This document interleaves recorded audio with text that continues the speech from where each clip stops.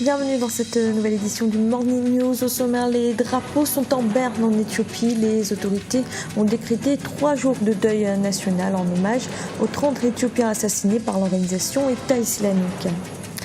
Réunion des chefs d'état-major des pays membres de la Ligue arabe ce mercredi. Ils devraient se pencher sur la mise en place d'une force militaire conjointe. Une rentrée des classes sous surveillance en Sierra Leone. Les écoles ont rouvert, mais la vigilance reste de mise face au virus Ebola.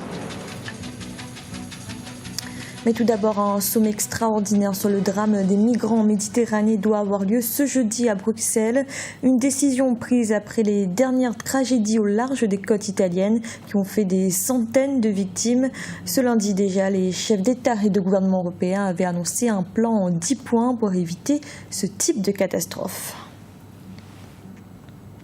En Éthiopie, les autorités ont décrété 3 jours de deuil national. Depuis ce mardi, le pays rend hommage aux 30 hommes assassinés par le groupe terroriste État islamique en Libye.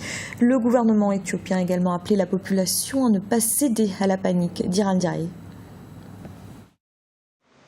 L'Éthiopie en deuil après la diffusion d'une vidéo de l'État islamique. À partir de ce mardi, c'est tout le pays qui observera un deuil national de 3 jours en hommage aux chrétiens éthiopiens exécutés en Libye.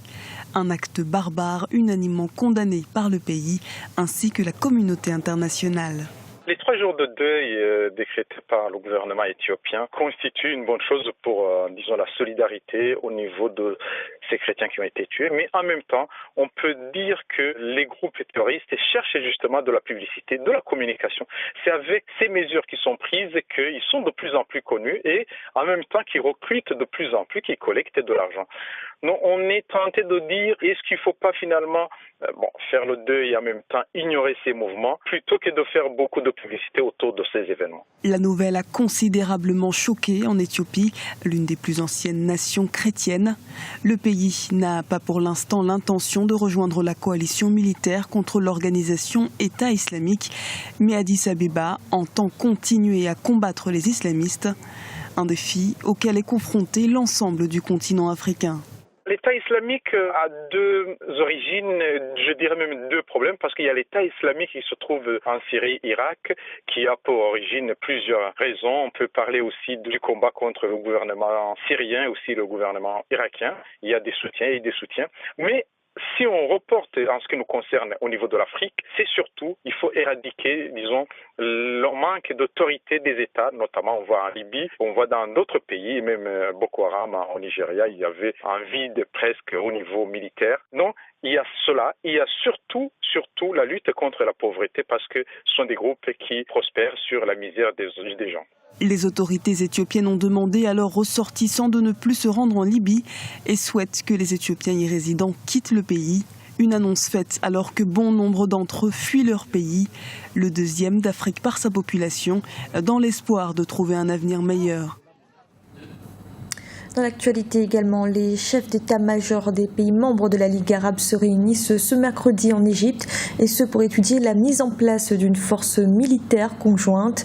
La création de cette force destinée à combattre les groupes terroristes avait été approuvée fin mars. Kessiwebi Martel, commenté par Graciela Chakonte.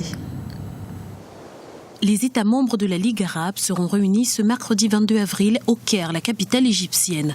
Conformément à ce qui avait été décidé lors du sommet arabe les 28 et 29 mars, une force panarabe sera bien érigée contre l'État islamique. Les exactions du groupe terroriste sont quasi quotidiennes, mais pour certains observateurs, la solution ne peut pas être que militaire. C'est bien beau de mobiliser des militaires colossaux pour lutter contre des nébuleuses, mais encore faut-il assurer la construction des États et de répondre aux questions, aux besoins sociaux qui alimentent parfois les stratégies des terroristes. Donc sur ce plan-là, je pense qu'il faut une mobilisation sur le plan militaire, mais il faut aussi voir dans quelle mesure cette mobilisation militaire peut s'exprimer sur le terrain. Ce mercredi, 3 points seront particulièrement décidés. La composition de cette force, les mécanismes d'action ainsi que le montant du budget. L'Égypte pourrait occuper une place importante dans la formation militaire. Le pays hôte possède l'armée la plus conséquente en termes d'effectifs et la mieux équipée de la région. Mais outre les aspects techniques, la stratégie d'approche devra également être abordée. Lutter contre le terrorisme veut dire qu'on doit frapper sur des positions ennemies. Mais aujourd'hui, on voit dans certains pays, notamment en Libye, que la situation est extrêmement complexe. On va bombarder qui? Est-ce qu'on va ravager toutes les villes occupées par des terroristes, y compris des civils? Je pense que la situation est extrêmement complexe et qu'une simple résolution, une simple décision politique de mettre en place une force militaire conjointe n'est pas suffisante pour lutter efficacement contre le terrorisme. Une fois la réunion passée, le Conseil de défense de la Ligue aura 3 mois pour valider les décisions prises. L'organisme rassemble les ministres de la Défense et des Affaires étrangères. Une mission planifiée au moment où les milices Houthis sont bombardées au Yémen par une coalition de 9 pays, dont l'Égypte. En bref, en République démocratique du Congo, 67 partis de l'opposition ont appelé à ne pas déposer de candidature pour les provinciales. Ils demandent à la commission électorale de réactualiser ses listes pour y inscrire 5 millions de nouveaux électeurs. Les élections provinciales sont le premier scrutin qui devra se tenir le 25 octobre prochain. En Sierra Leone, les écoles ont rouvert leurs portes après 9 mois de fermeture en raison de l'épidémie d'Ebola. Les enseignants notent pour l'instant une faible affluence. Le gouvernement et ses partenaires, eux, s'emploient à assurer la sécurité des enfants. L'UNICEF a ainsi fourni aux écoles de l'eau, du savon et des thermomètres. Emmanuel Milimono. Pour permettre à tous les élèves et étudiants de rattraper le retard causé par l'épidémie d'Ebola dans le pays, les autorités ont renoncé aux frais de scolarité dans les écoles publiques. Cette mesure devrait permettre à 1 800 000 enfants de reprendre le chemin de l'école. La lutte contre Ebola va se poursuivre au quotidien dans les établissements d'enseignement. Nous savons que le virus Ebola est toujours là, mais il est en perte de vitesse. Et il faut que les enfants retournent à l'école. L'UNICEF a soutenu le gouvernement dans la formation de 9 000 enseignants des écoles primaires et secondaires afin qu'ils soient en mesure de soutenir les enfants quand ils reviennent à l'école. L'épidémie d'Ebola est en pleine régression.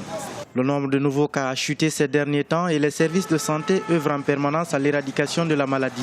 Le ministère sierra-léonais de l'Éducation, de la Science et de la Technologie s'attend à une reprise totale dans toutes les écoles et espère que le programme scolaire 2014-2015 peut encore être couvert. Dans les établissements qui ont déjà ouvert, les mesures de prévention sont suivies à la lettre.